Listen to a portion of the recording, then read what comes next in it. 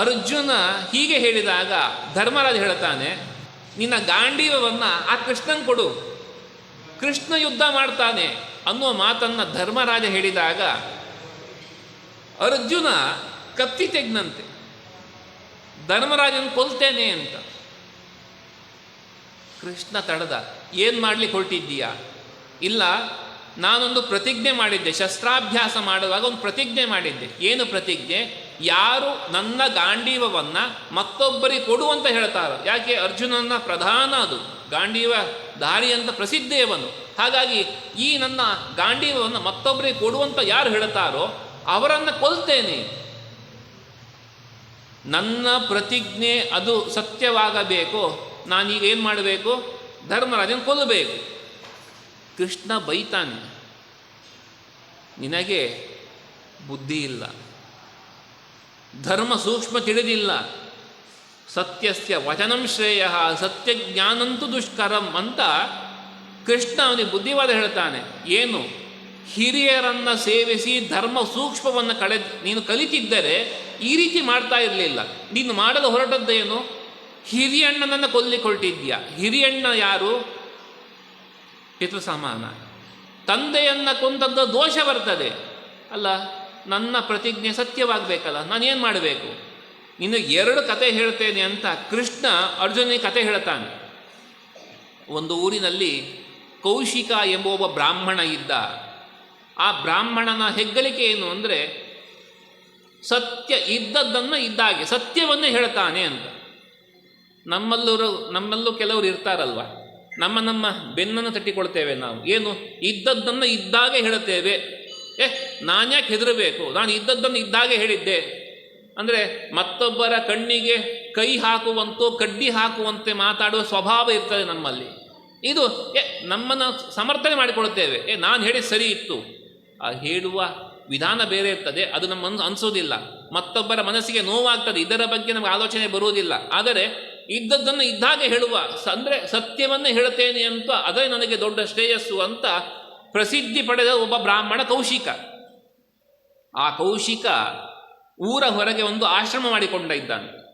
ಆ ಆಶ್ರಮಕ್ಕೆ ಬೇರೆ ಊರಿನಿಂದ ಒಂದಷ್ಟು ಜನ ಓಡಿ ಬಂದಿದ್ದಾರೆ.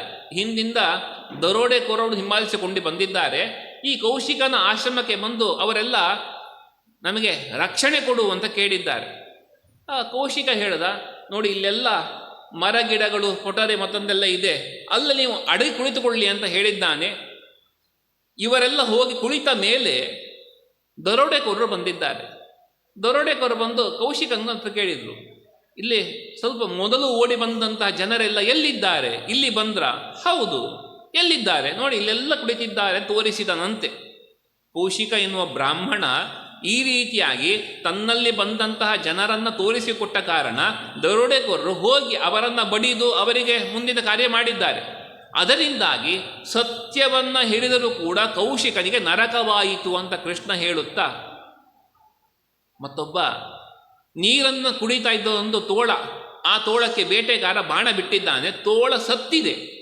ಆ ಬೇಟೆಗಾರನ ಮೇಲೆ ಪುಷ್ಪವೃಷ್ಟಿಯಾಯಿತಂತೆ. ಯಾಕೆ ಅಂದರೆ ತೋಳ ರೂಪದಲ್ಲಿ ಒಬ್ಬ ದೈತ್ಯ ತಪಸ್ಸು ಮಾಡ್ತಾ ಇದ್ದದ್ದೇ ಲೋಕದ ನಾಶಕ್ಕಾಗಿ.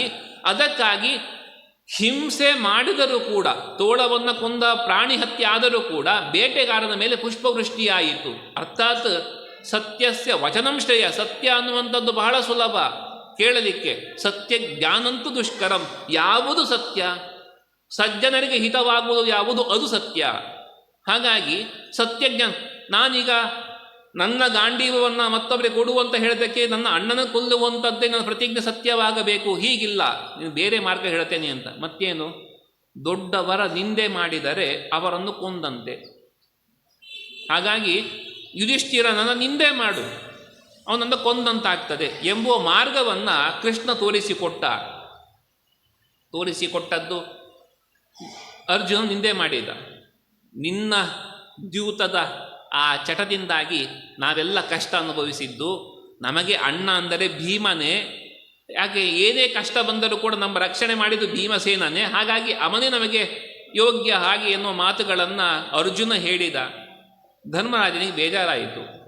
ಈ ಕಡೆಯಲ್ಲಿ ಅರ್ಜುನ ಆತ್ಮಹತ್ಯೆ ಮಾಡಿಕೊಳ್ಳಿಕ್ಕೆ ಹೊರಟ. ಕೃಷ್ಣ ಮತ್ತೆ ತಡೆದ. ಯಾಕೆ? ಇಲ್ಲ, ಇಂಥ ದೊಡ್ಡ ದೋಷವನ್ನು ಮಾಡಿ ಬದುಕಿದ್ದೇನು. ಮತ್ತೆ ತಡೆದ ಕೃಷ್ಣ. ಹೀಗಲ್ಲ, ಆತ್ಮಹತ್ಯೆ ಮಾಡಿಕೊಳ್ಳು. ಸರಿ, ಮಾಡಿದ ದೊಡ್ಡ ಪಾಪದ ಪರಿಹಾರಕ್ಕೆ ಆತ್ಮಹತ್ಯೆ ಅಂತಾದರೆ ಆತ್ಮಹತ್ಯೆ ಮಾಡಿಕೊಳ್ಳಬೇಕು, ಬಹಳ ಸುಲಭ. ನಮ್ಮನ್ನು ನಾವು ಹೊಗಳಿಕೊಂಡರೆ ಆತ್ಮಹತ್ಯೆ ಮಾಡಿಕೊಂಡಂತೆ. ಅರ್ಜುನ ಕೃಷ್ಣ ತೋರಿಸಿಕೊಟ್ಟ. ಹಾಗಾಗಿ ಅರ್ಜುನ ತನ್ನನ್ನು ಹೋಳಿಕೊಂಡ. ನನ್ನಲ್ಲಿ ನಾನೇ ಈ 3 ಲೋಕದಲ್ಲಿ ಧನುಧಾರಿಗಳಲ್ಲಿ ಶ್ರೇಷ್ಠ ಇತ್ಯಾದಿಯಾಗಿ ತನ್ನನ್ನು ತಾನೇ ಅರ್ಜುನ ಹೊಗಳಿಕೊಂಡ. ಅಲ್ಲಿಗೆ ಎರಡಾಯಿತು. ದೊಡ್ಡವರನ್ನು ಕೊಲ್ಲಬೇಕು, ಅವರನ್ನು ನಿಂದನೆ ಮಾಡಿದರೆ ಮುಗಿಯಿತು. ಅಂದರೆ ಪಬ್ಲಿಕ್ನಲ್ಲಿ ಮಾಡಬೇಕು ಅಂತಲ್ಲ, ಏಕಾಂತದಲ್ಲಿದ್ದಾಗ ಒಬ್ಬರೇ ಇದ್ದಾಗ ಹೇಳಿದರೂ ಮುಗಿಯಿತು. ಒಟ್ಟಿನಲ್ಲಿ ದೊಡ್ಡವರನ್ನು ಕೊಂದರೆ, ಅಂದರೆ ನಿಂದನೆ ಮಾಡಿದರೆ ಅವರನ್ನು ಕೊಂದಂತೆ, ಅಥವಾ ನಮ್ಮನ್ನು ನಾವು ಹೊಗಳಿಕೊಂಡರೆ ಆತ್ಮಹತ್ಯೆ ಮಾಡಿಕೊಂಡಂತೆ. ಇಷ್ಟಾದ ಮೇಲೆ ಧರ್ಮರಾಜನಿಗೆ ಬೇಜಾರಾಗಿತ್ತು. ಅವನು ಹೇಳ್ತಾ, ನಾನು ಕಾಡಿಗೆ ಹೋಗ್ತೇನೆ, ಭೀಮನೇ ರಾಜನಾಗಲಿ ಯುದ್ಧದ ಗೆದ್ದ ಮೇಲಂತ ಹೇಳುವಾಗ, ಇಲ್ಲ, ಸಮಾಧಾನ ಮಾಡಿ ಕೃಷ್ಣ ಅರ್ಜುನ ಧರ್ಮರಾಜರಿಬ್ಬರನ್ನು ಸಂಬಂಧ ಚಂದ ಮಾಡಿದ ಅಂತ ಮಹಾಭಾರತದಲ್ಲಿ ಬರ್ತದ ಕಥೆ ಇದು. ಇದು ಏನು ಅಂದರೆ, ನಾವ್ಯಾರು ಕೂಡ ಬ್ರಹ್ಮಹತ್ಯೆ ಮಾಡಿಲ್ಲ ಅನ್ನುವ ಸರ್ಟಿಫಿಕೇಟು ಕಟ್ಟಿಕೊಳ್ಳಬಹುದು. ಆದರೆ ನಮ್ಮ ಸಣ್ಣ ವಯಸ್ಸಿನಲ್ಲಿ, ಈ ಮಗುವಿನ ವಯಸ್ಸಿನಲ್ಲಿ ಇರಬಹುದು, ನಮಗೇನು ಆಸೆ ಇರ್ತದೆ, ಅದು ಬೇಕು ಇದು ಬೇಕು ಅಂತ. ತಂದೆ ತಾಯಿಯರಿಗೆ ಅದು ಈ ಮಗುವಿಗೆ ಒಳ್ಳೆಯದಲ್ಲ ಅಂತ ಕೊಡಿಸ್ಲಿಲ್ಲ, ಮಾಡಲಿಲ್ಲ. ಸಿಟ್ಟು ಬಂದು ನಾನು ಊಟ ಮಾಡುವುದಿಲ್ಲ ಮತ್ತೊಂದು ಅಂತ ಹಠ ಮಾಡಿರ್ತೇವೆ. ನಾವ್ಯಾರೂ ಕೂಡ ಮಾಡಿಲ್ಲ ಅಂತ ಹೇಳಲಿಕ್ಕಿಲ್ಲ ಅಲ್ವಾ. ಸಿಟ್ಟು ಬಂದಾಗ ನಾವು ನಮ್ಮ ವಯಸ್ಸಿನಲ್ಲಿ ಹಠ ಮಾಡಿರ್ತೇವೆ. ಆವಾಗ ಬುದ್ಧಿ ವಿವೇಕ ಏನಿರಲಿಲ್ಲ. ಮತ್ತೊಂದು ವಯಸ್ಸು ಬಂತು, ನಮ್ಮ ಅಪೇಕ್ಷೆಗಳು ಜಾಸ್ತಿ ಆಯಿತು, ನಮ್ಮ ತಂದೆ ತಾಯಿಯನ್ನು ಪೂರ ಮಾಡಲಿಲ್ಲ, ಅದು ಕೊಡಿಸ್ಲಿಲ್ಲ, ಏನೂ ಆಯಿತು. ಆವಾಗ ಸಿಟ್ಟು ಬಂದಿರುತ್ತದೆ ಅಲ್ಲ, ನಾನು ಏನು ಕೇಳಿಸಿರು ಕೊಡಿಸೋದಿಲ್ಲ, ಮತ್ತೊಂದು ನಮ್ಮ ವಯಸ್ಸಿನಲ್ಲಿ. ಆವಾಗ ಪದಗಳು ಬಾಯಿಂದ ಹೊರ ಬಂದಿರಬಹುದು. ಮತ್ತೂ ಒಂದು ವಯಸ್ಸು, ನಾವು ಸಂಪಾದನೆ ಮಾಡುತ್ತಾ ತಂದೆ ತಾಯಿಯರ ಅವಶ್ಯಕತೆ ನಮಗಿಲ್ಲ. ನನ್ನ ವಯಸ್ಸಿನಲ್ಲಿ ನಾನು ಇಷ್ಟ ಬಂದು ನಾನು ತಗೊಳ್ತೇನೆ ಮಾಡ್ತೇನೆ ಅನ್ನುವಂಥ ಹಂತಕ್ಕೆ ಬಂದಾಗ ಅವರು ಅದು ಬೇಡ ಇದು ಮಾಡಬೇಡ ಅಂತ ಹೇಳಿದಾಗ ಸಿಟ್ಟು ಬರ್ತದೆ. ನನ್ನ ದುಡ್ಡು ನಾನು ಏನಾರು ಮಾಡ್ತೇನೆ ಅಂತ ಅನ್ನುವ ಮಾತುಗಳು ಬಾಯಿಂದ ಹೊರ ಬಂದಿರಬಹುದು. ಅದು ಬೇರೆ ಬೇರೆ ರೂಪದಲ್ಲಿ, ಅಥವಾ ನಮ್ಮ ದೃಷ್ಟಿಯಿಂದಲೇ ಬಂದಿರಬಹುದು. ಇನ್ನೂ ಮುಂದೆ ಅವರಿಗೆ ವಯಸ್ಸಾಯಿತು, ಅವರನ್ನು ಪಾಲಿಸುವ ಜವಾಬ್ದಾರಿ ನಮ್ಮದಿತ್ತು. ಅದು ನಮ್ಮ ಪ್ರಾರಬ್ಧಕ್ಕೆ ಅನುಗುಣವಾಗಿ ಹಿಂದೆಲ್ಲ ಒಂದು ಮಾತಿತ್ತು, ಕೊನೆ ಕಾಲದಲ್ಲಿ ರೋಗ ಬರಬೇಕಂತೆ, ಹಾಸಿಗೆ ಹಿಡಿಯಬೇಕಂತೆ, ಮಕ್ಕಳು ನಮ್ಮ ಸೇವೆ ಮಾಡಿ ಅವರು ಉದ್ಧಾರ ಆಗ್ತಾರೆ ಅಂತ ಮಾತಿತ್ತು. ಕೊನೆ ಕಾಲದಲ್ಲಿ ರೋಗ ಬರಬೇಕು ಅಂತ. ನಮ್ಮ ಪ್ರಾರಬ್ಧಕ್ಕೆ ಅನುಗುಣವಾಗಿ ನಮ್ಮ ಹಿರಿಯರಿಗೆ ಹೀಗೆ ರೋಗ ಬಂದು ಅವರು ಮಲಗಿದಾಗ ಮನೆಯನ್ನು ಬಿಟ್ಟು ಹೋಗುವ ಪರಿಸ್ಥಿತಿ ಇಲ್ಲ. ನಮ್ಮ ಸಂಘದವರು ಅಲ್ಲಿಗೆ ಟೂರ್ ಹೋದರು, ಇಲ್ಲಿಗೆ ಟೂರ್ ಹೋದರು, ನನಗೆ ಹೋಗಲಿಕ್ಕೆ ತಡೆ ಯಾರು? ಅವ್ರು ಹೋದರು, ಇವ್ರು ಹೋದರು, ಚೆನ್ನಾಗಿದ್ದವರೇ ಹೋದರು, ಇವರು ಇನ್ನೂ ಹೋಗೇ ಇಲ್ಲ ಅನ್ನುವ ಮಾತು ಬಾಯಿಂದ ಹೊರಬರದಿದ್ದರೂ ಆಯಾ ಕ್ಷಣದಲ್ಲಿ ಆಲೋಚನೆ ಬಂದಿರ್ತದಲ್ವ. ನಾವೆಲ್ಲ ಮನುಷ್ಯರೇ, ನಾವೆಲ್ಲ ಉಪ್ಪು ಖಾರ ಇದು ತಿನ್ನುವವರೇ, ಹುಳಿ ತಿಂದಿರುವವರೇ, ತಿನ್ನುವವರೇ. ಹಾಗಾಗಿ ನಮ್ಮ ಮಟ್ಟದಲ್ಲಿ ಬಾಯಿ ಬಿಟ್ಟು ಹೇಳದಿದ್ದರೂ ಕೂಡ ಕಣ್ಣನ್ನು ತಿರುಗಿಸಿ ನೋಡಿರ್ತೇವಲ್ವ. ನಮ್ಮ ದೊಡ್ಡವರ ನಿಂದೆ ಅನ್ನುವಂಥದ್ದು ಬ್ರಹ್ಮಹತ್ಯೆ ದೋಷ ಅಂತ ಆಗುವಾಗ ನಾವು ಯಾರೂ ಮಾಡಿಲ್ಲ ಅಂತ ಸರ್ಟಿಫಿಕೇಟು ಈಗ ಹೇಳಿ, ಯಾರತ್ರ ಇನ್ನೂ ಸರ್ಟಿಫಿಕೇಟ್ ಇದೆ ನಾವ್ಯಾರೂ ಬ್ರಹ್ಮಹತ್ಯೆ ಮಾಡಿಲ್ಲ ಅಂತ? ಯಾರಾದರೂ ಇದ್ದೀರಾ? ಅವರಿಗೆ ನಮಸ್ಕಾರ ಮಾಡಲೇಬೇಕು, ಅಂಥ ಶ್ರೇಷ್ಠರಿದ್ದಾರೆ. ಹಾಗಾಗಿ ದೇವರ ಸನ್ನಿಧಿಯಲ್ಲಿ ಪ್ರಾರ್ಥನೆ ಮಾಡಿಕೊಳ್ಳಬೇಕು. ಗೊತ್ತಿದ್ದು ಇಲ್ಲಿಯ ತನಕ ನಮ್ಗೆ ಗೊತ್ತೇ ಇರಲಿಲ್ಲ ಅಲ್ಲ, ದೊಡ್ಡವರು ನಿಂದೆ ಮಾಡಿದರೆ ಬ್ರಹ್ಮಹತ್ಯೆ ದೋಷ ಅಂತ ನಮ್ಗೆ ಗೊತ್ತಿತ್ತ? ಗೊತ್ತಿರಲಿಲ್ಲ. ಹಾಗಾಗಿ ಇನ್ನು ಮುಂದೆ ರಾಮದೇವರ ಪ್ರಸಾದವನ್ನು ಸ್ವೀಕಾರ ಮಾಡ್ತಾ ಒಂದು ಪ್ರಾರ್ಥನೆ, ಅಂಥ ಪರಿಸ್ಥಿತಿ ತರಬೇಡ. ಸಜ್ಜನರ ಮನಸ್ಸಿಗೆ ಬೇಜಾರು ಮಾಡುವಂತಹ ಮಾತುಗಳನ್ನು ಆಡುವ ಪ್ರಸಂಗ ನೋಯಿಸುವ ಪ್ರಸಂಗ ಆಗ್ತದೆ. ಊಟಕ್ಕೆ ಕುಳಿತವರು ಸರಿಯಾದ ವಸ್ತ್ರಧಾರಣೆ ಮಾಡದೇ ಇರಬಹುದು, ಮತ್ತೊಂದು ಆಗುವಾಗ ಅವರನ್ನು ನೋಯಿಸಿ ಎದ್ದೋಗಿ ಹಾಗೆ ಹೀಗೆ ಹೇಳುವ ಪ್ರಸಂಗಗಳು ಬರ್ತದೆ. ನಮ್ಮ ಅಧಿಕಾರ ಇದ್ದಾಗ ಮಾಡುವುದು ವಿಚಾರಗಳು ಯಾರ ಮನಸ್ಸಿಗೂ ನೋವಾಗದಂತೆ ನಿರ್ವಹಣೆ ಮಾಡುವ ಶಕ್ತಿ ದೇವರು ಕೊಡಲಿ. ಅದು ಅಪರಾಧಕ್ಕೆ ಕಾರಣವಾಗದೆ. ಇನ್ನು ನಮ್ಮ ಮನೆಯಲ್ಲಿ ನಮ್ಮ ಹಿರಿಯರ ಬಗ್ಗೆ ನಾವು ಅಂದುಕೊಂಡಿದ್ದು ಸಹಜವಾಗಿ ಇರ್ತದೆ. ಯಾರೇ ಆಗಲಿ ಮನಸ್ಸು ಒಂದೇ ಥರ ಇರುವುದಿಲ್ಲ. ನಾವು ಸೇವೆ ಅಂತ ಮಾಡ್ತಾ ಇದ್ದವರಾದರೂ ಕೂಡ ಯಾವುದೋ ಒಂದು ಕ್ಷಣ ನಮ್ಮ ದೇಹದಲ್ಲಿ ಆ ಶಕ್ತಿ ಇಲ್ಲದಿದ್ದಾಗ ಎಲ್ಲ ಒಂದು ಸರಿ ಕಾಡಬಹುದು. ಇಷ್ಟಾದರೂ ಅವರೆಲ್ಲ ಚೆನ್ನಾಗಿದ್ದರು, ಹೋದರು, ಯಾಕೆ ಇನ್ನೂ ಬಂದಿಲ್ಲ? ಮರಣದ ಬಗ್ಗೆ ನಾವು ಆಲೋಚನೆ ಮಾಡಿರಬಾರದು. ಆದರೂ ಕೂಡ ಯಾವುದೋ ಪರಿಸ್ಥಿತಿಯಲ್ಲಿ ಈ ಆಲೋಚನೆಗಳು ಸಹಜವಾಗಿ ಬರ್ತದೆ. ಯಾರು ಮತ್ತೊಬ್ಬರು ಹೇಳುವಾಗ ಕೇಳಿದಾಗ ಈ ಒಂದು ವಿಚಾರವೂ ಇದೆ. ಒಬ್ಬರು ಒಂದು ಮಂತ್ರಾಕ್ಷತೆ ಕೇಳಿದ್ದು ಇದೆ ನಮ್ಮ ಹತ್ರ. ಏನು ಅಂದರೆ, ನಾವು ಸಿಟಿಯಲ್ಲಿ ವಾಸ ಮಾಡ್ತಾ ಇದ್ದೇವೆ, ಇಬ್ಬರೂ ಕೂಡ ದುಡಿಯಲೇಬೇಕು, ಮನೆಯಲ್ಲಿ ಹಾಸಿಗೆ ಹಿಡಿದ ತಾಯಿ ಇದ್ದಾರೆ, ಇವರನ್ನು ಸೇವೆ ನೋಡಿಕೊಂಡು ಯಾರು ಒಬ್ಬರು ಇದ್ದರೂ ಕೂಡ ಸಂಸಾರ ನಡೆಸಲಿಕ್ಕೆ ಕಷ್ಟ. ಏನಾದರೂ ಹೋಮ ಏನಾದರೂ ಮಾಡಿದರೆ ಅವರು ಬೇಗ ಹೋಗ್ತಾರಾ? ಮಂತ್ರಾಕ್ಷತೆ ಕೊಡಿ. ಈ ರೀತಿಯ ಪ್ರಾರ್ಥನೆ ಯಾಕೆ? ಕಷ್ಟ ಹಾಗೆ ದೇವರು ತಂದು ನಮ್ಮ ಕಟ್ಟಿ ಹಾಕಿರ್ತಾರೆ. ಅಂದರೆ ಯಾವುದು ನಮಗೆ ಕಷ್ಟ, ನಮ್ಮ ಆಸೆ ಆಕಾಂಕ್ಷೆಗಳಿಗೆ ಇದೇನೋ ತಡೆ ಆಗುವಾಗ ಅದರಿಂದ ನಮಗೆ ವಿಮುಕ್ತಿ ಬೇಕು, ಮುಕ್ತಿ ಬೇಕು ಅಂತ ಪ್ರಾರ್ಥನೆ ಮಾಡುವಂಥದ್ದು. ಹಾಗಾಗಿ ನಮ್ಮ ದೊಡ್ಡ ಅದೆಲ್ಲ ಪಾಪ. ಹಾಗಾಗಿ ಅಂತಹ ಪರಿಸ್ಥಿತಿಗಳು ನಮ್ಮ ಜೀವನದಲ್ಲಿ ಬರಬಾರದು, ಗೊತ್ತಿದ್ದು ಆಗಬಾರದು, ಗೊತ್ತಿಲ್ಲದೆ ಆಗದಂತೆ ದೇವರೇ ನಮ್ಮನ್ನು ರಕ್ಷಿಸಲಿ. ಹಾಗಾಗಿ ದೇವರಲ್ಲಿ ಪ್ರಾರ್ಥನೆ ಮಾಡುವಾಗ ನಮ್ಮ ಪರಿಚಯವನ್ನು ಸಹಜವಾಗಿ ಹೇಳಿಕೊಳ್ಳುವುದು ಬೇರೆ. ಆದರೆ ನಾನಿದ್ದದ್ದಕ್ಕೆ ಇದಾಯಿತು ಗೊತ್ತಿರ್ತದೆ. ಮೀಟಿಂಗ್ನಲ್ಲಿ ಮತ್ತೊಂದು ಹೌದು ನೀವೇ ಕೊಟ್ಟಿದ್ದು, ನೀವೇ ಹೇಳಿದ್ದು ಗೊತ್ತಿರ್ತದೆ. ಆದರೂ ನಾನು ಹೇಳಿದ್ದಕ್ಕೆ ಆಯಿತು, ನಾನಿದ್ದದ್ದಕ್ಕೆ ಆಯಿತು, ನಾನು ನಾನು ನಾನು ಅಂತ ಹೇಳ್ಕೊಂಡು ಆತ್ಮಹತ್ಯೆ ದೋಷವನ್ನು ಕಟ್ಟಿಕೊಡ್ತೇವಲ್ವ. ಬ್ರಹ್ಮಹತ್ಯ ಶಿರಸ್ಕಂಚ ಅಂತ ಎಡ ಹೊಟ್ಟೆಯ ಮುಟ್ಟಿಕೊಂಡು ಹೇಳುವಾಗ ಬ್ರಹ್ಮಹತ್ಯೆ ಶಿರಸ್ಸಾಗಿಗಳು ಪಾಪ ಪುರುಷ ಅಂತ ನಿತ್ಯದಲ್ಲಿ ಶೋಷಣೆ ಮಾಡಿ ತೆಗೆದು ಹಾಕಿದರೂ ಕೂಡ ಈ ಮಾತು ಕಥೆಗಳಿಂದ ಅವನಿಗೆ ಮತ್ತೆ ಮತ್ತೆ ಶಕ್ತಿ ಬಂದೇ ಬರ್ತದಲ್ಲ. ಹಾಗಾಗಿ ನಮ್ಮ ಜೀವನದಲ್ಲಿ ಇಂತಹ ದೊಡ್ಡವರ ನಿಂದೆ ಮಾಡಿ ದೊಡ್ಡವರ ಕೊಂದಂತೂ ಆಗದಂತೆ ನಮ್ಮನ್ನು ನಾವು ಪ್ರಶಂಸೆ ಮಾಡಿ ಪರಿಚಯ ಮಾಡಿಕೊಳ್ಳಲಿಕ್ಕೆ ನಾವು ಇಂಥವರು ಹೀಗಿದ್ದೇವೆ ಇಷ್ಟೇ ಸಾಕು, ಇಂತಿಂಥವು ಕಾರ್ಯ ಮಾಡಿದ್ದೇವೆ ಹಾಗಾಗಿದೆ ಹೀಗೆ ಅಂದರೆ ಅಹಂಕಾರದಿಂದ ಹೇಳಿಕೊಳ್ಳದೆ ಪರಿಚಯಾತ್ಮಕವಾಗಿ ಗೊತ್ತಿಲ್ಲದವರಿಗೆ ತಿಳಿಸಿಕೊಡುವುದು ಸಹಜ ಬೇಕಾಗಿದೆ. ಆದರೆ ನಾನು ಮಾಡಿದೆ, ನನ್ನಿಂದಾಯಿತು, ನನ್ನ ಮಗ ನನ್ನ ಮಗಳು ಇವರಿದ್ದದ್ದಕ್ಕೆ ಹೀಗಾಯಿತು, ಇದೆಲ್ಲವೂ ಕೂಡ ದೋಷಕ್ಕೆ ಕಾರಣವಾಗ್ತದೆ. ಹಾಗಾಗಿ ಅಂತಹ ದೋಷಗಳು ನಮಗೆ ತಟ್ಟದಂತೆ ನಮ್ಮನ್ನು ಕಾಪಾಡುವ ಜವಾಬ್ದಾರಿ ಅದು ದೇವರದ್ದೇ. ನಾವು ಪ್ರಯತ್ನವನ್ನು ಪಡೋಣ ಆ ದೃಷ್ಟಿಯಲ್ಲಿ ಎಂದು ಹೇಳುತ್ತಾ, ಕೃಷ್ಣಾಯ ವಾಸುದೇವಾಯ ಹರಯೇ ಪರಮಾತ್ಮನೇ ಪ್ರಣತ ಕ್ಲೇಶನಾಶಾಯ ಗೋವಿಂದಾಯ ನಮೋ ನಮಃ. ಆಪಾದಮೂಲಿ ಪರ್ಯಂತಂ ಗುರುಣಾಂ ಆಕೃತಿಂ ಸ್ಮರೇತ್ ಯೇನ ವಿಘ್ನಾಃ ಪ್ರಣಶ್ಯಂತೆ ಸಿದ್ಧ್ಯಂತಿ ಮನೋರಥಾಃ. ಶ್ರೀ ಗುರುಭ್ಯೋ ನಮಃ. ಯಸ್ಮಿನ್ ಸರ್ವಾಣಿ ಕರ್ಮಾಣಿ ಅಧ್ಯಾತ್ಮಚೇತಸಾ ನಿರಾಶೇ ನಿರ್ಮಮೋ ಯಾತೆ ಪರಂ ಜೇತಿ ಸೋಚ್ಯುತಃ. ಅಲ್ಲಿ ಒಂದಷ್ಟು ಪ್ರಮಾಣಗಳನ್ನು ನಿನ್ನೆ ನೋಡ್ತಾ ಇದ್ವಿ. ಶಂಖಚಕ್ರ ಧಾರಣೆ ಮಾಡುವಂಥದ್ದು ವಿಚಾರಗಳೆಲ್ಲ, ಮುದ್ರಾಧಾರಣೆ ಇತ್ಯಾದಿ ವಿಚಾರಗಳು, ಪ್ರೋಕ್ಷಾಚಮ್ಯ ಮಂತ್ರತಃ ಗಾಯತ್ರಿಯ ಧ್ಯಾನ ಇತ್ಯಾದಿಗಳು ಮುಗಿದಿದೆ.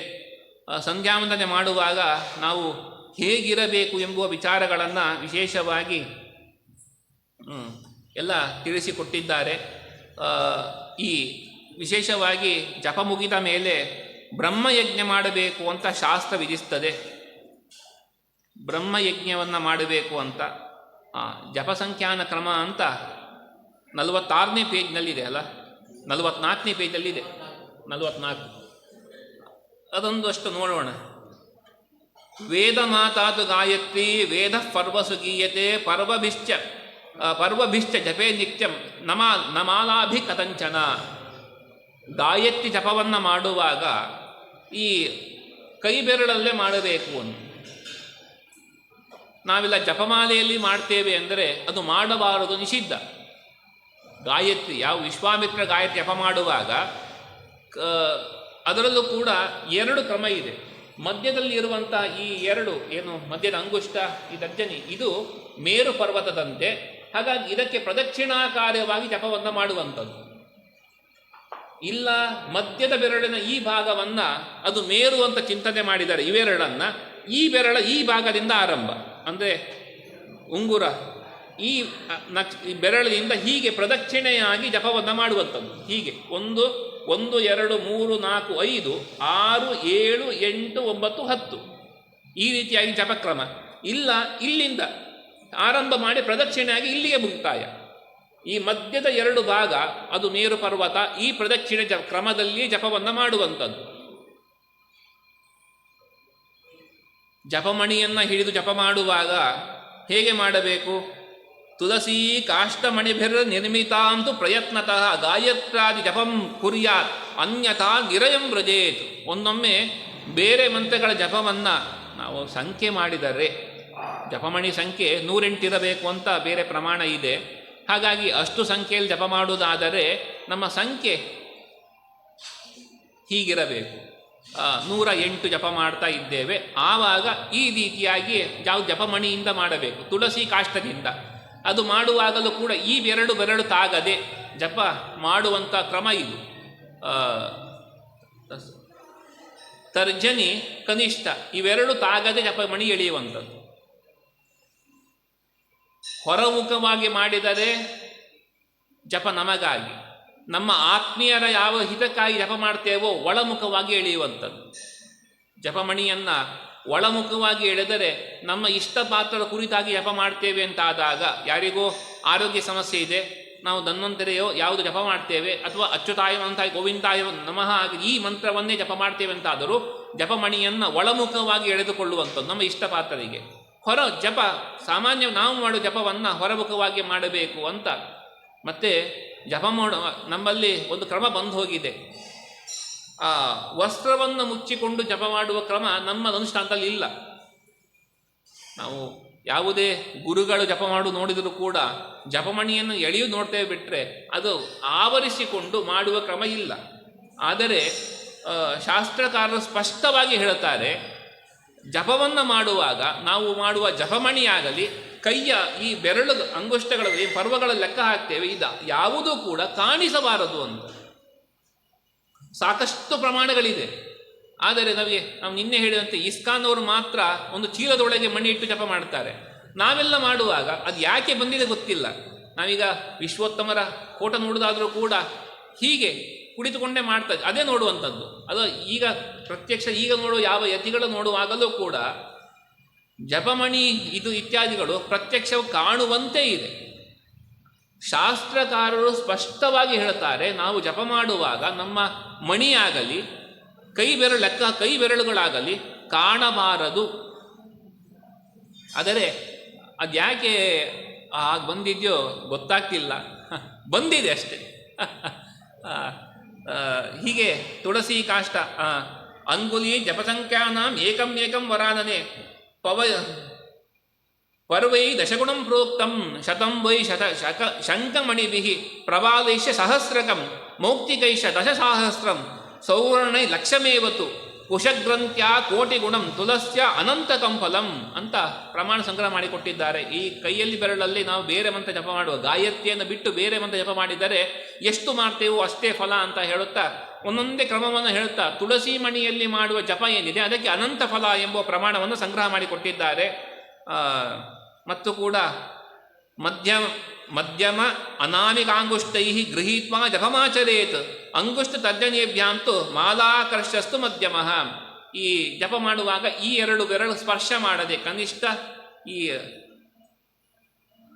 ಬೆರಳುಗಳನ್ನು ಹೆಬ್ಬೆರಳು ತೋರು ಬೆರಳನ್ನು ಮಾತ್ರ ಸ್ಪರ್ಶ ಮಾಡಿ ಜಪ ಉಂಗುರ ಬೆರಳನ್ನು ಸ್ಪರ್ಶ ಮಾಡಿ ಜಪ ಮಾಡಬೇಕು ಅಂತ ನಿಯಮ.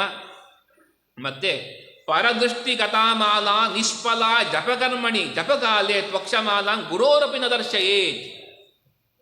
ಜಪ ಮಾಡುವಾಗ ಮಣಿಯನ್ನು ಮತ್ತೊಬ್ಬರು ದರ್ಶನ ಮಾಡಿದರೆ ಫಲ ಹೋಗ್ತದೆ. ಹಾಗಾಗಿ ಆ ಜಪಕಾಲೆ ತ್ವಕ್ಷಮಾಲಾಂ ಗುರೋರಪಿ, ನಮ್ಮ ಗುರುಗಳಿದ್ದಾರೆ ಅವರು ಕೂಡ ನೋಡದಂತೆ ಜಪ ಮಾಡಬೇಕು. ಉಲ್ಲಂಘಿತೆ ತಥಾಮೇರು ಪತಿತೆ ಚಾಕ್ಷಸೂತ್ರಕ್ಕೆ ಪ್ರಾಣಾಯಾಮ ತ್ರಯಂ ಕೃತ್ವ ಘೃತಪಾಶನಮಾಚರೇತ್. ಈ ಪರ್ವದಲ್ಲಿ ಜಪ ಮಾಡುವಾಗ ಸುತ್ತು ಪ್ರದಕ್ಷಿಣೆ ಬರುವಾಗ ಏನಾದರೂ ಹೆಚ್ಚು ಕಮ್ಮಿ ಆದರೆ ಪ್ರಾಣಾಯಾಮ 3 ಬಾರಿ ಮಾಡಬೇಕು ಅಂತ ನಿಯಮ ಹೇಳ್ತಾರೆ. ರಾಷ್ಟ್ರಕ್ಷೋಭೆ ನೃಪಕ್ಷೋಭೆ ರೋಗಾರ್ತೆ ಚ ಮಹಾಪದಿ ಸಂಧ್ಯಾವಂದನ ವಿಚ್ಚಿತ್ತಿ ಸೂತಕೇಪ ನದೋಷಕೃತ್. ಸಂಧ್ಯಾವಂದನ ವಿಚ್ಚಿತ್ತಿ, ನಾವು ಸಂಧ್ಯಾವಂದನೆ ಮಾಡಲಿಕ್ಕೆ ಆಗಲಿಲ್ಲ. ಯಾವಾಗ? ರಾಷ್ಟ್ರಕ್ಷೋಭೆ, ಇರುವ ಜಾಗದಲ್ಲಿ ಶೋಭೆ ಉಂಟಾಗಿದೆ, ಗಲಾಟೆ ಮತ್ತೊಂದಾದಾಗ ಅಲ್ಲಿ ಇರಲಿಕ್ಕೆ ಅವಕಾಶ ಇಲ್ಲ. ಹಾಗಾಗಿ ಸಂಧ್ಯಾವಂದನ ಮಾಡಬೇಕು, ಮನಸ್ಸು ಪ್ರಶಾಂತವಾಗಿರಬೇಕು. ಹಾಗಾಗಿ ಅಂಥ ಒಂದು ಪರಿಸ್ಥಿತಿ ಬಂದಾಗ, ನೃಪಕ್ಷೋಭೆ, ಯುದ್ಧವಾದ ಪ್ರಸಂಗ, ರಾಜನ ಮರಣವಾದಾಗ, ಶೋಕ ಸಹಜವಾಗಿ ನಮ್ಮ ಯಜಮಾನನ ಮರಣವಾದಾಗ ದುಃಖದಿಂದ ಸಂಧ್ಯಾವಂದನೆ ಮಾಡಲಿಕ್ಕೆ ಆಗೋದಿಲ್ಲ. ಆ ಒಂದು ಪ್ರಸಂಗ ಬಂದಾಗ, ರೋಗದ ಕುಳಿತುಕೊಳ್ಳಲಿಕ್ಕೆ ಆಗ್ತಾ ಇಲ್ಲ, ಯಾವುದೋ ದೇಹದ ನೋವು ಇತ್ಯಾದಿಗಳು ಇರುವಾಗ ಜಪ ಮಾಡಲಿಕ್ಕೆ ಆಗ್ತಾ ಇಲ್ಲ, ಮಹಾಪದಿ ಇನ್ನು ಯಾವ ದೊಡ್ಡ ಆತಂಕಗಳು ಬಂದಾಗ ಸಂಧ್ಯಾವನ ವಿಚ್ಚಿತ್ತಿ ಬಂದರೂ ಕೂಡ ಒಂದೊಮ್ಮೆ ಸಂಧ್ಯಾವಂದನೆ ಮಾಡಲಿಲ್ಲ, ದೋಷವಾಗುವುದಿಲ್ಲ. ಹೀಗೆ ಹೇಳ್ತಾ ಕೊನೆಗೆ ಕಾಲತ್ಯಾಗೇ ಶತಂ ಕುರ್ಯಾ ಸಂಧ್ಯಾತ್ಯಾಗೇ ಶತತ್ರಯಂ. ಒಂದೊಮ್ಮೆ ಹೀಗೇನಾದರೂ ಸಮಯ ಮೀರಿದ ಪ್ರಾಯಶ್ಚಿತ್ತ ಅಂತಾದಾಗ 100 ಜಪ ಮಾಡಬೇಕು ಅಂತ ಹೇಳಿದ್ದಾರೆ. ಕಾಲತ್ಯಾಗೆ ಸೂರ್ಯ ಉದಯದ ಪೂರ್ವದಲ್ಲಿ ಏನನ್ನು ನಾವು ಕೇಳ್ಕೊಂಡು ಬಂದಿದ್ದೇವೆ, ಆ ಕಾಲದಲ್ಲೇ ಮಾಡಬೇಕು. ಕಾಲತ್ಯಾಗೆ 100 ಜಪ, ನಿಮಿತ್ತವಿಲ್ಲದೆ ಸಂಧ್ಯಾವಂದನೆ ಬಿಟ್ಟರೆ 300 ಗಾಯತ್ರಿ ಮಾಡಬೇಕಂತಷ್ಟೆ. ಎಕ್ಸ್ಟ್ರಾ ಪ್ರತ್ಯೇಕವಾಗಿ ಮಾಡಬೇಕು. ಹೀಗೆ ಹೇಳುತ್ತಾ ಸೂತಕೆ ಮೃತಕೆ ವಾಪಿ ಪ್ರಾಣಾಯಾಮ ಮಂತ್ರಕ, ಇನ್ಯಾವುದು ಸೂತಕ ಬಂದಾಗ, ಯಾವುದು ಅಶೌಚ ಇದ್ದಾಗ ಹೇಗಿರಬೇಕು ಅಂತ. ಪ್ರಾಣಾಯಾಮ ಅಮಂತ್ರಕಂ, ಮಂತ್ರವನ್ನು ಹೇಳದೆ ಪ್ರಾಣಾಯಾಮ ಮಾಡಬೇಕು. ಜೊತೆಗೆ ತಥಾ ಮಾರ್ಜನ ಮಂತ್ರಾಂಶು ಮನಶ್ಚೋಚ್ಚಾರ್ಯ ಮಾರ್ಜಯಿ, ಈ ಆಪೋಹಿಷ್ಟಾದಿ ಮಂತ್ರಗಳಿಂದ ಆ ಮಾರ್ಜನೆ ಮಾಡಿಕೊಳ್ಳುವಂಥದ್ದು. ಇದನ್ನು ಬಾಯಿ ಬಿಟ್ಟು ಹೇಳಿದ್ರೆ ಮಾರ್ಜನೆ ಮಾಡಿಕೊಳ್ಳಬೇಕು. ಗಾಯತ್ರೀಂ ಸಮ್ಯಕ್ ಉಚ್ಚಾರ್ಯ ಸೂರ್ಯಾರ್ಘ್ಯಂ ನಿವೇದಯೇತ್ ಮಾರ್ಜನಂತು ನವಾಕುರು ಕಾರ್ಯಂ ಉಪಸ್ಥಾನ ಥೈವಿಹಿ. ಈ ಗಾಯತ್ರಿಯ ಜಪ ಮಾಡಿದ ಮೇಲೆ ಉಪಸ್ಥಾನ ಮಾಡಬೇಕು. ದೇವತೆಗಳ ನಮಸ್ಕಾರ ಮಾಡುವಂಥದ್ದು, ದಿಗ್ದೇವದ ನಮಸ್ಕಾರ, ಇದೆಲ್ಲರ ಕರ್ತವ್ಯ ಇದು. ಅವರೆಲ್ಲರೂ ನಮಗೆ ಮಾಡ್ತಾ ಇರುವ ರಕ್ಷಣೆಯಿಂದ ನಾವು ಚೆನ್ನಾಗಿದ್ದೇವೆ ಅಂತ. ಹಾಗಾಗಿ ಇದು ಮಾಡಬೇಕು ಅಂತ ಹೀಗೆ ಹೇಳುತ್ತಾ, ಆಪನ್ನಶ್ಚ ಶುಚಿಕಾಲೇ ತಿಷ್ಟನ್ನಪಿ ಜಪೇತ್ ದಶಃ. ಒಂದೊಮ್ಮೆ ಆಪತ್ತಿನಲ್ಲಿದ್ದರೂ ಕೂಡ, ಅಶೌಚ ಇದ್ದರೂ ಕೂಡ 10 ಗಾಯತ್ರಿ ಜಪ ಮಾಡಬೇಕು, ಬ್ರಾಹ್ಮಣ್ಯದ ಉಳಿಸಿಕೊಳ್ಳಿಕ್ಕಾಗಿ. ಎಂತಹ ಕಷ್ಟ ಇದ್ದರೂ ಕಾಲ ಇದ್ದರೂ ಕೂಡ 10 ಗಾಯತ್ರಿ ಜಪ ಮಾಡಬೇಕು ಅಂತ ತಿಳಿಸಿಕೊಟ್ಟಿದ್ದಾರೆ. ಮತ್ತು ನಿರ್ಮಾಲ್ಯ ವಿಸರ್ಜನೆ ಮಾಡುವ ವಿಚಾರವನ್ನು ಹೇಳ್ತಾರೆ. ಯಪ್ರಾತರುಕ್ತಾಯು ವಿದಾಯಿತ್ಯಂ ನಿರ್ಮಾಲ್ಯಂ ಈಶಸ್ಯ ನಿರಾಕರೋತಿ ನ ತಸ್ಯ ಮುಖಂ ದರಿದ್ರತಾ ಚ ನಾಕಾಲ ಮೃತ್ಯು ನಚ ರೋಗ ಮಾತ್ರಂ. ಪ್ರಾತಃ ಕಾಲದಲ್ಲಿ ಎದ್ದು ಸೂರ್ಯೋದಯದ ಪೂರ್ವದಲ್ಲಿ ಅರುಣೋದಯ ಕಾಲಕ್ಕೆ ಮೊದಲೇ ದೇವರ ನಿರ್ಮಾಲ್ಯ ವಿಸರ್ಜನೆ ಮಾಡಬೇಕು. ದೇವರ ಅಲಂಕಾರ ಚೆನ್ನಾಗಿ ಮಾಡಿದ್ದೇವೆ, ಇವತ್ತೇ ತೆಗಿಲಿಕ್ಕೆ ಮನಸ್ಸಾಗಲಿಲ್ಲ. ಯಾಕೆ? ಅಲಂಕಾರ ಚಂದ ಆಗಿದೆ, ಇವತ್ತು ತೆಗೆಯಲಿಕ್ಕಿಲ್ಲ. ನಾಳೆ ನೀವು ತೆಗೆಯುವುದಂದರೆ ಸೂರ್ಯೋದಯದ ಈ ಅರುಣೋದಯ ಕಾಲ ಪೂರ್ವದಲ್ಲೇ ತೆಗೆಯಬೇಕು. ಒಂದೊಮ್ಮೆ ನಿರ್ಮಾಲ್ಯವನ್ನು ದೇವರ ಮೇಲೆ ಇಟ್ಟರೆ, ಅದೇ ಘಟಿಕಾಯ ಅತಿಕ್ರಾಂತೋ ನಿರ್ಮಾಲ್ಯಂ ಶಲ್ಯತಾಮ್ರಜೇತ್, ಅದು ವಜ್ರಾಯುಧ ಅಂತ ಆಗ್ತದಂತೆ. ದೇವರಿಗೆ ಆಯುಧದಿಂದ ಪ್ರಹಾರ ಮಾಡಿದ ದೋಷ ಬರ್ತದೆ.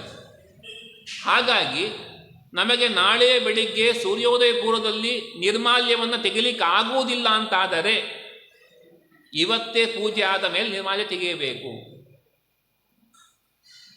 ನಮ್ಮ ವ್ಯವಸ್ಥೆ ನಮಗೆ ಗೊತ್ತೇ ಇದೆ. ಹಾಗಾಗಿ ತೀರ್ಮಾನ ನಾವೇ ಮಾಡಿಕೊಳ್ಬೇಕು. ಇಲ್ಲ ಅಲಂಕಾರ ಚೆಂದ ಮಾಡಿದ್ದೇವೆ, ಹೂ ಕಟ್ಟಿದವರು ಬೇಜಾರು ಮಾಡಿಕೊಳ್ತಾರೆ, ಇದಲ್ಲ.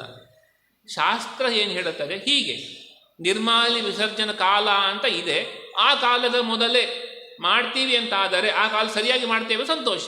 ಇಲ್ಲ ಅಂದರೆ ಅಲಂಕಾರ ಆಯಿತು, ತೆಗೆದುಬಿಡಿ. ಮತ್ತು ಅವ್ರು ಶೃಂಗಾರ ಮಾಡ್ಕೊಳ್ತಾರೆ, ಅವರೇ ಬಿಟ್ಟಿದ್ದರು.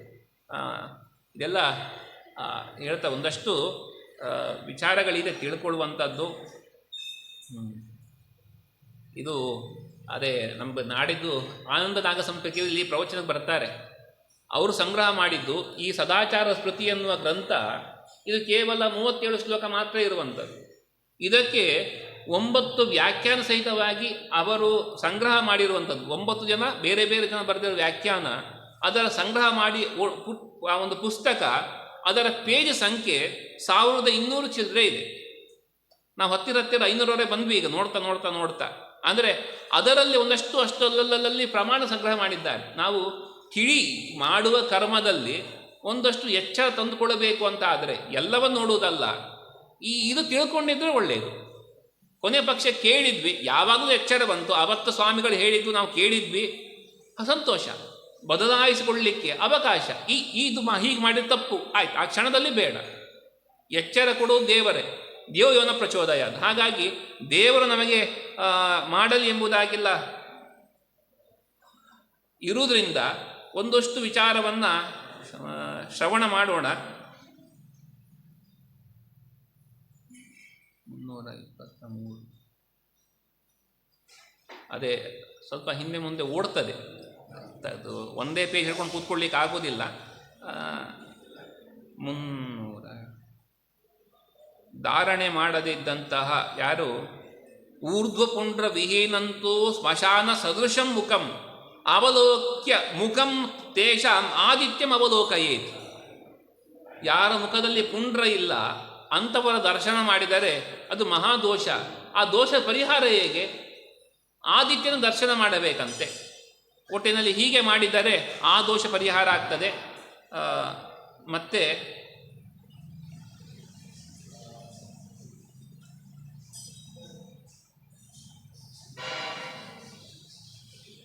ಆಚಮನ ಎಲ್ಲೆಲ್ಲ ಮಾಡಬೇಕು ಅಂತ. ಸಂಧ್ಯಾಸು ಭೋಜನೆ ಸ್ನಾನೆ ಪೂಜಾ ಹೋಮೆ ಪ್ರತಿಗ್ರಹೆ ವಂದನೆ ಬಲಿಕಾ ಕರ್ಮಾದು ಆದ್ಯಂತ ಆಚಮೇ ದ್ವಿಜ.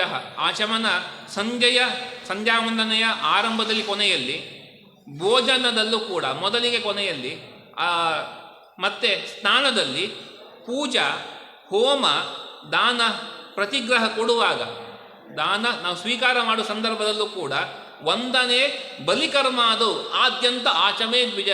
ಈ ಎರಡರ ಕಾಲದಲ್ಲೂ ಕೂಡ ಆಚಮನ ಮಾಡಬೇಕು ಅಂತ ವಿಧಿಸಿದ್ದಾರೆ. ಜಪವನ್ನು ಮಾಡುವಾಗ ನಾವು ಈಗ ಜಪ ಮುಗೀತೀಗ, ಮಣಿ ಸಂಖ್ಯೆಲ್ಲ ನೋಡಿದ್ವಿ. ವಿಶ್ವಾಮಿತ್ರರು ಹೇಳುವಂಥ ಮಾತುಗಳನ್ನು ಸಂಗ್ರಹ ಮಾಡಿದ್ದಾರೆ. ನಮಗೆ ಒಂದೇ ಕಡೆ ಕೂತ್ರೆ ನಿದ್ರೆ ಬರ್ತದೆ ಅಲ್ವಾ? ಹಾಗಾಗಿ ನಾನು ಆ ಕಡೆ ಈ ಕಡೆ ಓಡಾಡಿಕೊಂಡು ಜಪ ಮಾಡ್ತೇನೆ ಅಂತಾದರೆ ಅದಕ್ಕೆ ಗಚ್ಚತಃ ತಿಷ್ಟತೋ ವಾಪಿ ಸ್ವೇಚ್ಛೆಯ ಕರ್ಮ ಕುರ್ಮತಃ ಅಶುಚಿರ್ವೇವ ವಿನಾ ಸಂಧ್ಯಾಂ ತತ್ಸರ್ವಂ ನಿಷ್ಫಲಂ ಭವೇತ್. ಆ ಕಡೆ ಈ ಕಡೆ ಓಡಾಡ್ಕೊಂಡು ನಾನು ಜಪ ಮಾಡ್ತೇನೆ, ಸಂಧ್ಯಾವಂದನೆ ಮಾಡ್ತೇನೆ, ಇದೆಲ್ಲ ಮಾಡಿದರೆ ಅದೆಲ್ಲವೂ ನಿಷ್ಫಲವೇ ಆಗ್ತದೆ, ಫಲವಿಲ್ಲ ಅದಕ್ಕೆ. ಉತ್ತಮಂ ಮಾನಸಂ ಜಾಪ್ಯಂ ಉಪಾಂಶ ಮಧ್ಯಮಂ ವಿದು ಅಧಮಂ ವಾಚಿಕಂ ಪ್ರಾಹು ಸರ್ವಮಂತ್ರೇಶು ವೈ ದ್ವಿಜಾಹ. ಮನಸ್ಸಿನಲ್ಲಿ ಜಪ ಮಾಡುವುದು ಉತ್ತಮವಾದದ್ದು. ಉಪಾಂಶು ತುಟಿ ಮಾತ್ರ ಅಲುಗಾಡ್ತಾ ಇದೆ, ಇದು ಮಧ್ಯಮ. ಅಧಮಂ ವಾಚಿಕಂ ಪ್ರಾಹು ಗಟ್ಟಿಯಾಗಿ ಕೇಳುವಂತೆ ಓಂ ನಾರಾಯಣ ನಾರಾಯಣ ನಾರಾಯಣ. ಅಂದರೆ ಮನೆಯಲ್ಲಿ ಹೆಂಗಸರು ಮಕ್ಕಳಿರ್ತಾರೆ, ಮಕ್ಕಳು ಗಲಾಟೆ ಮಾಡಬಾರ್ದು. ನಾವು ನಮ್ಮ ಅಜ್ಜನ ನೋಡ್ತಾ ಇದ್ವಿ, ರಾಮ್ ರಾಮಾಯಣ ರಾಮ್ ರಾಮಾಯಣ ಶ್ರೀಧರತ್ವಾರದ್ದು ನೋಡ್ತಾ ಇದ್ವಿ. ಅಂದರೆ ಅದು ವ್ಯರ್ಥ ಅಂತ. ನಾನು ಮಾಡ್ತಾ ಇದ್ದೆ ನಿಮ್ಗೆ ಗೊತ್ತಾಗಬೇಕು, ಇಲ್ಲ ನಿಮ್ಮ ಮನಸ್ಸು ಏಕಾಗ್ರತೆಗಾಗಿ ಹೋಗಬೇಕು. ಜಪ ಮಾಡುವಾಗ ನಮ್ಮ ಮನಸ್ಸು ಏಕಾಗ್ರತೆ ತಂದುಕೊಳ್ಬೇಕು. ಬಿಟ್ಟರೆ ಮನೆಯಲ್ಲಿ ಮಕ್ಕಳಿರ್ತಾರೆ, ಹಠ ಮಾಡ್ತಾರೆ, ಬಾಯಿ ಮುಚ್ಚು, ಸಿಟ್ಟು ಮಾಡಿಕೊಂಡ್ರೆ ಮೈಲಿಗೆ ಎಷ್ಟು ಸ್ನಾನ ಮಾಡಲಿಕ್ಕಾಗ್ತದೆ. ಹಾಗಾಗಿ ಈ ಎಚ್ಚರ ತಂದುಕೊಳ್ಬೇಕು. ಸಿಟ್ಟು ಸಹಜವಾಗಿ ಬರ್ತದೆ, ಮಡಿಯಲ್ಲಿರುವಾಗ ಬರುವುದೇ ನಮ್ಮ ಸಿಟ್ಟು, ನಾವು ಮೈಲಿಗೆ ಮಾಡ್ತಾ ಇರ್ತದೆ. ಆದರೆ ಎಚ್ಚರ ತಂದುಕೊಳ್ಬೇಕು. ಹಾಗಾಗಿ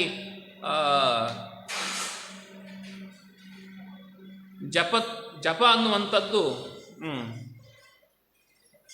ಮನಸ್ಸಂತೋಷಣಂ ಶೌಚಂ ಮೌನಂ ಮಂತಾರ್ಥ ಚಿಂತನಂ ಅವ್ಯಗ್ರತ್ವಂ ಅನಿರ್ವೇದ ಜಪ ಸಂಪತ್ತಿ ಹೇತವ. ಜಪ ಮಾಡುವುದು ನಮಗೆ ಸಂಪತ್ತಿಗೆ ಕಾರಣ ಆಗಬೇಕು ಅಂತಾದರೆ ಹೇಗೆ? ಮನಸ್ಸಂತೋಷಣಂ ಶೌಚಂ, ಶೌಚ ಮಾಡುವಂಥದ್ದು ಮನಸ್ಸಿಗೆ ಸಂತೋಷ ಆಗಬೇಕು. ಅಂದರೆ ಶೌಚಕ್ಕೆ ಹೋಗಿದ್ವಿ, ಅರ್ಜೆಂಟು ಬಂದಿದ್ವಿ, ಯಾಕೋ ಮನಸ್ಸಿಗೆ ಸಮಾಧಾನ ಇಲ್ಲ ಇವತ್ತು. ಅಂದರೆ ನಿತ್ಯದಲ್ಲಿ ಹೋಗುವ ಸಮಯಕ್ಕಿಂತ ಪೂರ್ವದಲ್ಲಿ ಹೋದರೆ ಇಲ್ಲ, ಯಾಕೋ ಡೌನ್ಲೋಡ್ ಸರಿ ಆಗಲಿಲ್ಲ ಇವತ್ತು. ಏನು ಅದು ಶೌಚ ಶುದ್ಧವಾಗಿಲ್ಲ ಅಂತ. ಈ ಹೊಟ್ಟೆ ಸರಿಯಾಗಿದ್ದರೆ ಗುಳುಗುಳು ಅನ್ನುವಂಥದ್ದೆಲ್ಲ ಇರುವುದಿಲ್ಲ. ಹಾಗಾಗಿ ಶೌಚಶರ ಈ ಸರಿಯಾಗುವುದಂದೇನು, ಮನಸ್ಸಂತೋಷಣಂ ಶೌಚಂ, ಮನಸ್ಸು ಸಂತೋಷವಾಗಿರುವುದು ಶೌಚ.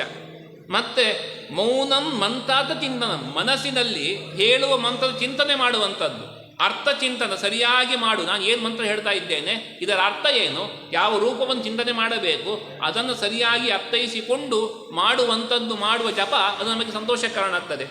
ಅವ್ಯಗ್ರತ್ವಂ, ಕೋಪ ಮಾಡಿಕೊಳ್ಳದೇ ಇರುವಂಥದ್ದು, ಇದೆಲ್ಲವೂ ಕೂಡ ಜಪ ಎನ್ನುವಂಥದ್ದು ವಿಶೇಷವಾಗಿ ನಮಗೆ ಸಂಪತ್ತಿ ಕಾರಣ ಆಗ್ತದೆ ಅಂತ ತಿಳಿಸುತ್ತಾ, ಮತ್ತೆ